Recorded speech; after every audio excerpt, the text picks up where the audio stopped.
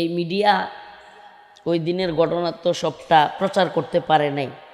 বর্ষিকরায় public যেই খেপা খেপছিল, media কিন্তু খালি শুরুরটা দেখছে যে মাইক টান দেওয়া, পিছন থেকে পাবলিক যে বাঁশ দিয়া পুলিশের বাড়ি দিতেছে এটা আর দেখছে না। এটা তো আমরাই দেখছি। কথা বুঝছো? আমি যদি খালি মাইক হের কাছ থেকে নিয়ে শেষে কি কয় জানেন? কানাকানি ওসিল উৎপর নামা ছিল, আল্লাহ এর হেদায়েত দান করুক। কানাকানি কয় কি জানেন? জন বুঝছে যে পরিস্থিতি তো বেগতিক, মানুষ পাবলিক খেপছে, হুজুর এখন একটু আমনে কথা কোন, শান্ত করেন। খেয়াল থাকার কথা আপনাদের। পরে আমি মাইক নিয়ে বলছিলাম যে কেউ হট্টগোল করবেন না, এখন যারা পুলিশের উপর ছড়াও হবেন তারা আমাদের লোক না, এটাও বলছিলাম। কেন?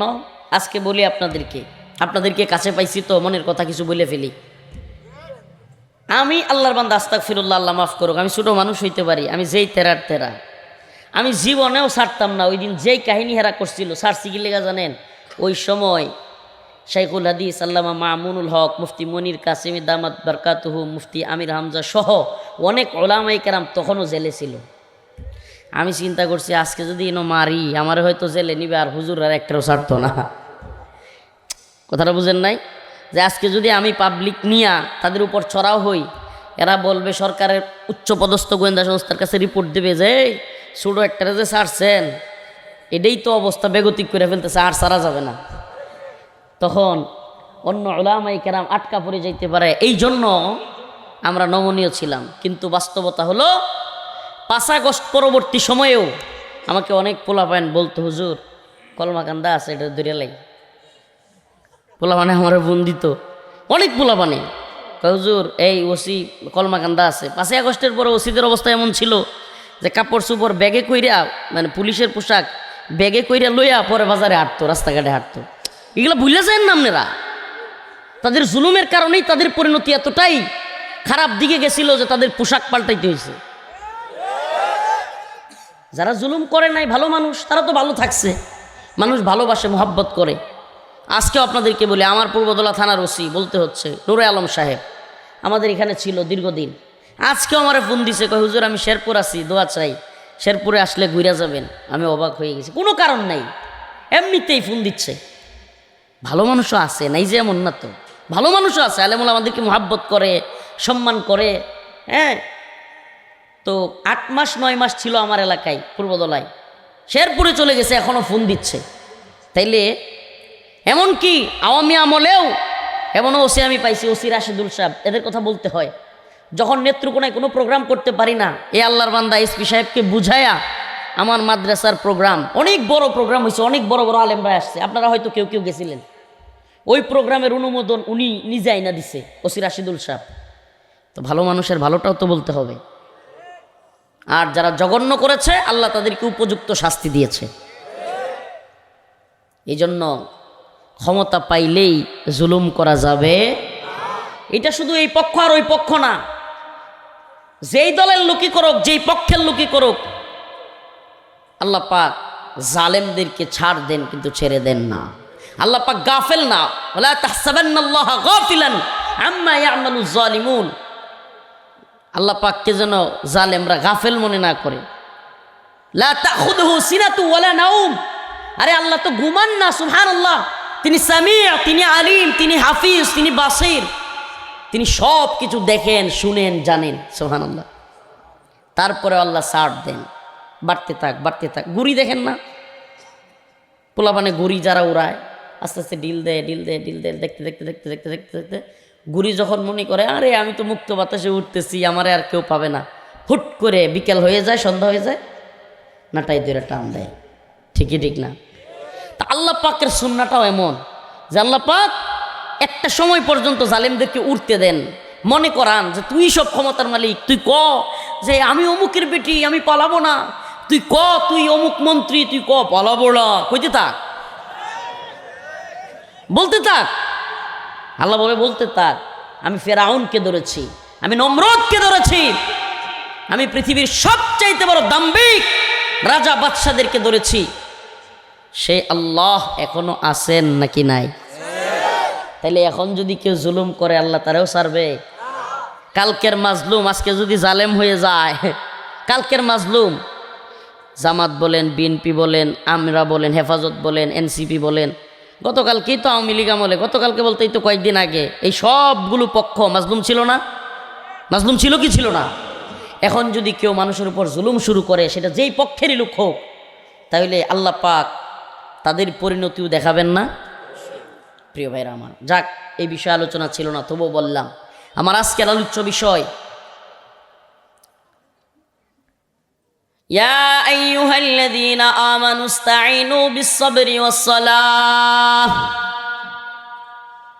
ইন্নাল্লাহা মা'আস-সাবিরিন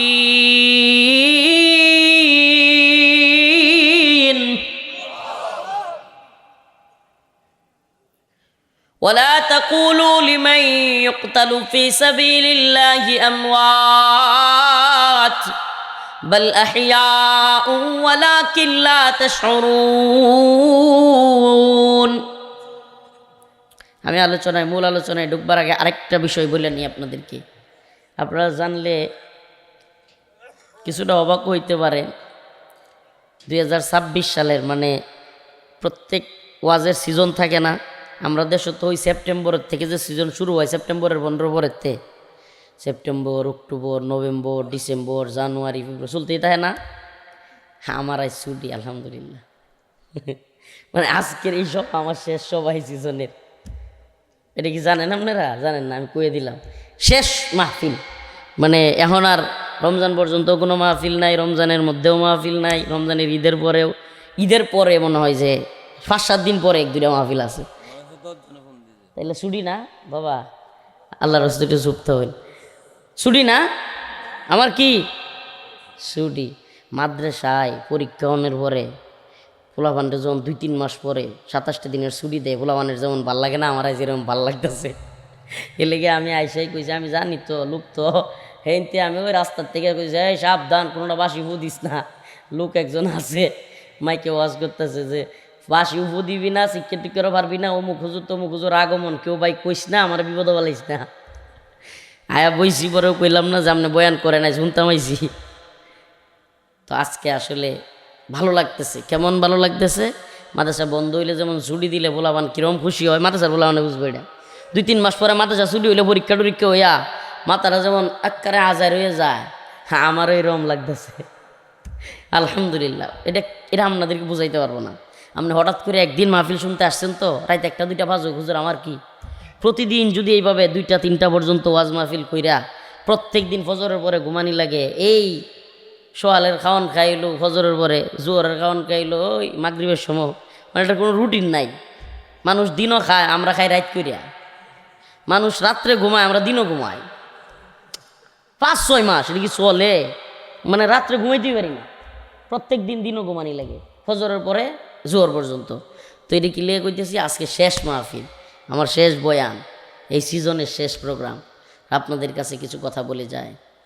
যে আয়াতে কারিমা তিলাওয়াত করেছি, এখান থেকে মনের গভীর থেকে আজকে কয়েকটা কথা বলে যায়। নেত্রকোনাবাসী, আল্লাহ তাআলা আমাদেরকে আবারও একসাথে করলে করতেও পারেন। হায়াত মত তো আল্লাহর কাছে, কেডা কখন মারা যায় বলা যায়? বলা যায় না। হায়াত মত আল্লাহর হাতে। তো ইনশাআল্লাহ আল্লাহ তাআলা আবারও আমাদেরকে একত্রিত করুক, আমরা সেটাই চাই। দ্বীনের পক্ষে, ইসলামের পক্ষে, উম্মার পক্ষে কাজ করবার তৌফিক দান করুক, বলেন আমিন। يا أيها الذين آمنوا استعينوا بالصبر والصلاة إن الله مع الصابرين ولا تقولوا لمن يقتل في سبيل الله أموات بل أحياء ولكن لا تشعرون ولنبلونكم بشيء من الخوف والجوع ونقص من الأموال والأنفس والثمرات وبشر الصابرين সূরাতুল বাকারা আয়াত নাম্বার 153 এবং 54 আয়াতে কারিমার মধ্যে আল্লাহ রাব্বুল আলামিন শহীদদের মর্যাদা বর্ণনা করেছেন। মুমিনদেরকে আল্লাহ পাক পরীক্ষা করবেন এই ব্যাপারেও বলেছেন। মানে আমরা যারা মুমিন দাবি করি, ইমানদার মুসলমান, আল্লাহ তাআলা তাদেরকে পরীক্ষা করবেন, এটা কনফার্ম। কি করবেন? অতএব কোনো মুমিন যদি বিপদে পড়ে, মুসিবতে পড়ে, টাকা পয়সার অভাব অনটনে পড়ে, কিংবা যে কোনো ধরনের ঝামেলায় পড়ে, তাইলে এই মুমিন যেন এটা মনে না করে যে আমি নামাজ পড়ি, আমি রোজা রাখি, আরে খালি ঝামেলা খালি আমারই, হিন্দু বেটার কোনো ঝামেলা নাই, আরে অমুক সুদ খায় ঘুষ খায় বাটপারি করে, হের কোনো ঝামেলা নাই, হেঁটে পয়সার অভাব নাই, আর খালি ঝামেলা আমার উপরে। সুবহানাল্লাহ। প্রিয় ভাইরা আমার, আল্লাহ পাক যাকে যত বেশি ভালোবাসেন, যার ইমানের শক্তি যত বেশি, আল্লাহ তাআলা তারে পরীক্ষাও করেন তত বেশি। এই যে খুরশিদ আলম কাসেমি সাহেব, এই যে আরও বক্তা যেগুলো আছে, আইজুল হক ইসলামাবাদী সাহেব, হ্যাঁ, আরও যারা আছেন মোটামুটি, নৌ মুসলিম ওসেক বিল্লা নোমানি ভাই, আলী হাসান ওসামা সাহেব, একসাথে জেলও ছিলাম। তো উনি থাকলে ভালো হইতো, কথাটা কইলে সাক্ষী পাইতাম একজন। আল্লাহর কি কুদরত, আল্লাহর ইচ্ছা, সুবহানাল্লাহ। আমি খুব ফুরফুরে মেজাজে থাকতাম, বুঝছেন। তো খুরশিদ আলম কাসেমি সাহেব আর জুনায়েদ আল্লাহ সাহেব বিকেলে আসরের পরে হেফাজতে সব নেতারা একখানো হইয়া দোয়া হইতো একটা, মানে রুমে রুমে থাকি একখানো বলতে আপনারা মনে করেন না যে মনে হয় মাডো, হ্যাঁ, এইরকম সুযোগ নাই, কাছাকাছি রুমের মধ্যে থাকিয়া দোয়া হইতো আসরের পরে। হাই রে কী কান্দাকাটিটা করতো, মাশাআল্লাহ। আল্লাহর কাছে কান্দা তো ভালো জিনিস, এক একজন একবারে রোনাজারি কইরা বিশাল ব্যাপার সেবার। তো জুনায়েদ আল্লাহ সাহেব আর খুরশিদ আলম কাসেমি সাহেব কইতো তুই কান্দোস না কে, মানে বিশেষ করে খুরশিদ আলম কাসেমি সাহেব। তো জুনায়েদ আল্লাহ সাহেব কইতো রফিকে বিয়ে করছে না তো কান্দো কে। তো সুবহানাল্লাহ, চিন্তা করতাম যে এই যে কলবে সালিম বা এই যে অন্তরের প্রশান্তি, এটা দেওয়ার মালিক কে? কারাগারের ভিতরে থাইকাও অন্তরের প্রশান্তি। এক লোক খালেদ সাইফুল্লাহ ভাই, বাড়ি ফরিদপুর, মাঝে মাঝে তো আমারও পেরেশানি লাগতো, আম্মার কথা মনে হইতো বা মন খারাপ হইলে। খালেদ সাইফুল্লাহ ভাই আমার পাশের রুমে ছিল, কয় যে রফিক ভাই মন যে খারাপ করতেছ, একটা উদাহরণ দিই। আমি কিছু কন, মনে করুন একটা লোক, তার মাত্র একটাই ছেলে একটাই মেয়ে। কয়টা ছেলে কয়টা মেয়ে? উদাহরণটা আমি আরও দিছি, বুঝলেন কেউ কেউ। একটা ছেলে একটা মেয়ে, ছেলেটারে বিয়ে হরাইছে, সে অনেক ক্ষমতাসীন, কিন্তু অনেক ক্ষমতাসীন লোকটা। ছেলেরে বিয়ে হরাইছে, ছেলেরে থুয়ে বউ গেছে গা, মাইয়ারে বিয়া দিছে, মাইয়ারে থুয়া জামাই গেছে গা। মাইয়ার যে ফুলাফান নাতি এডি কান্দে, আমার আব্বার আইনা দেও। পুলার যে নাতি এডি কান্দে আর আমার আম্মার আইনা দাও, কিন্তু হ্যাঁ কেউরে আইনা দিতারে না, হ্যাঁ বিরাট বড় ক্ষমতাসীন। এখন খালেদ সাইফুল্লাহ ভাই হুজুর রফিক ভাই কোন তো দেখি, এই লোকটার চাইতে অত বড় ক্ষমতাসীন হওয়ার পরেও এই লোকটা বেশি শান্তিতে আছে নাকি আমনে বেশি শান্তিতে আছেন জেলো থেকেও? আমি বিষয়টা কী রে, কী কয়ডি, কোন দিকে নিয়ে লাগাইতেছে? কখনেন লোকটার বাড়ি আমরা কাছাকাছি, আমার বাড়ি ফরিদপুর, লোকটার বাড়ি গোপালগঞ্জ। লোকটা হলো শেখ হাসিনা। ছেলে বিয়া হরাইছে জয়ের বউ গেছে গা, মেয়ে বিয়া দিছে পুতুল রে, সাইমা ওয়াজেদ পুতুলের জামাই গেছে গা। এখন এই বিড়ি এত ক্ষমতাসীন হওয়ার পরেও তার জামাইরে অন্ত পারে না, তার মেয়ের জামাইরে অন্ত পারে না, আবার ছেলের যে বউ আছেন হেটারও অন্ত পারে না।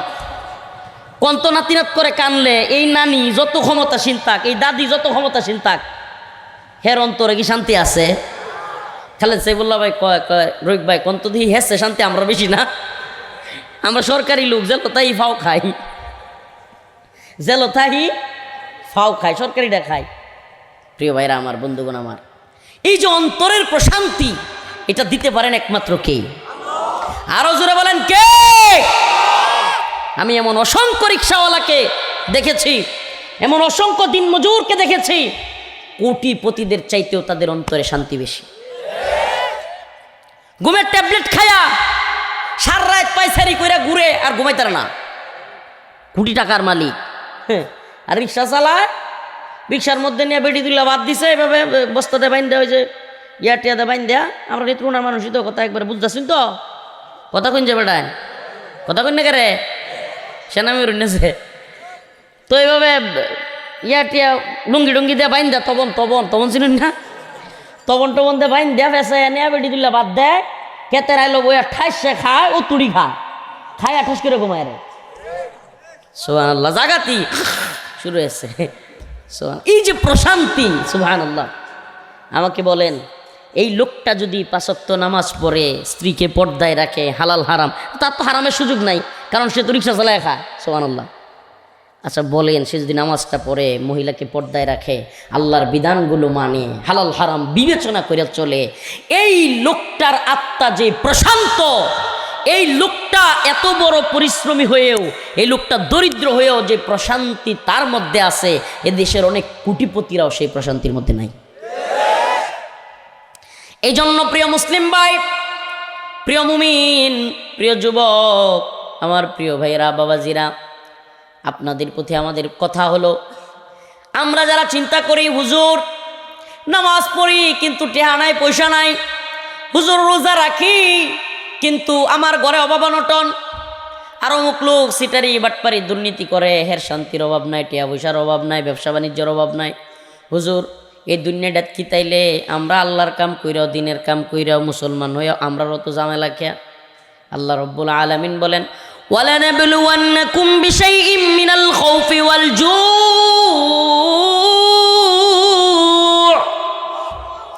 ওয়ালানাবলুওয়ান্নাকুম বিশাইইম মিনাল খাউফি ওয়াল জু'i ওয়া নাকসিম মিনাল আমওয়ালি ওয়াল আনফুসি ওয়াত তামারাত ওয়াবাশশিরিস সাবিরিন।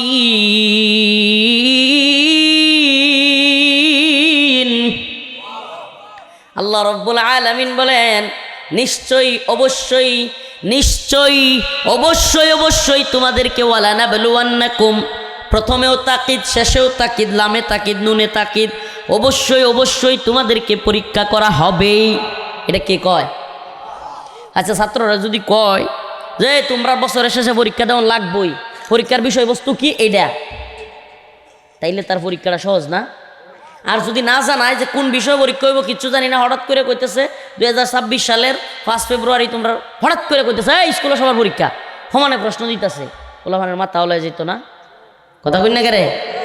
আল্লাহ তাআলা এই জন্য পরীক্ষার ব্যাপারে বলে দিয়েছেন, অবশ্যই অবশ্যই তোমাদেরকে পরীক্ষা করা হবে, এবং সেই পরীক্ষা তোমাদেরকে করা হবে তোমাদের ঈমানের স্তর অনুযায়ী। কি অনুযায়ী? ঈমানের স্তর। সুবহানাল্লাহ। যারা আমল ভালো, যারা ঈমান ভালো, যারা আখলাক ভালো, সে বেশি বেশি পরীক্ষার মধ্যে পড়বে। প্রিয় ভাইরা আমার, বন্ধুগণ আমার, আমরা বেশি বেশি করে পরীক্ষায় পড়ব, তবে সবর করতে হবে। কি করতে হবে? আচ্ছা আপনাদেরকে একটা ছোট্ট উদাহরণ দিই, সবরের লেভেলটা কি। সুবহানাল্লাহ। সাইরা দিব, বেশি রাত হয়ে গেছে, লম্বা সময় নিব না। ছোট্ট একটা উদাহরণ দেই। সবরের প্রতিযোগিতা, ইসবিরু ওয়া সাবিরু ওয়া রাবিতু, আল্লাহ পাক কোরআনে কারীমের মধ্যে বলছেন যে তোমরা সবরের প্রতিযোগিতা করো, ধৈর্যের প্রতিযোগিতা করো। সুবহানাল্লাহ।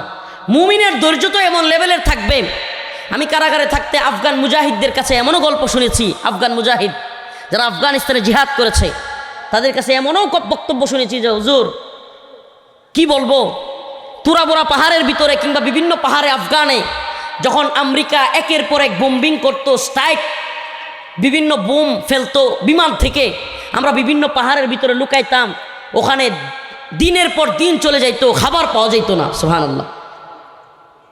কিন্তু ওই পচা রুটি, 2-3 দিনের পচা রুটি খাই আমরা থাকতাম, এরপরও পেটে অসুখ হইতো না, ঝর্ণার পানি খায় বাঁচতাম।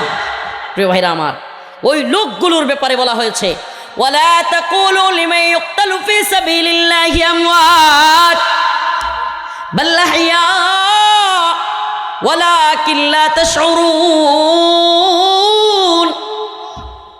যাদের উপর পরীক্ষা করা হয় কিন্তু তারা আল্লাহর উপর অটল অবিচল থাকে, সবর করে, এক সময় তাদেরকে শহীদ করে দেওয়া হয়, এক সময় তাদেরকে কাফের মুশরিকেরা হত্যা করে, সেই ব্যক্তি আল্লাহর জান্নাতে চলে যায়। হাদিসের মধ্যে আসছে, মুমিন যখন দ্বীনের জন্য জীবন দেয়, মুমিন যখন নিজের জীবনকে কুরবানি করে, এই দুনিয়ার মানুষ তাকে যদিও ব্যর্থ মনে করে, এই দুনিয়ার মানুষ মনে করে সে তো সফলতা পায় নাই, কিন্তু আল্লাহর রাসূল বলেন, আল্লাহ রব্বুল আলামিন বলেন কোরআনে কারীমের মধ্যে, ওয়ালা তাকুলু লিমান ইউকতালু ফি সাবিলিল্লাহি আমওয়াত, তোমরা তাকে মৃত বলিও না। একজন মুমিন যে আল্লাহর রাস্তায় জীবন দিয়েছে তাকে মৃত বলাও নিষেধ, সে তো শহীদ হয়েছে। মুমিনের শাহাদাত ব্যর্থতা হইতে পারে না। আল্লাহর রাসূল বলেন, মুমিনের আত্মাটাকে আল্লাহ পাক জান্নাতের সবুজ পাখির মধ্যে ঢুকায়া দেন, ওই পাখিটা জান্নাতের মধ্যে যায় উড়তে থাকে, ঘুরতে থাকে, যা মন চায় খাইতে থাকে, ঘুরতে থাকে, উঠতে থাকে।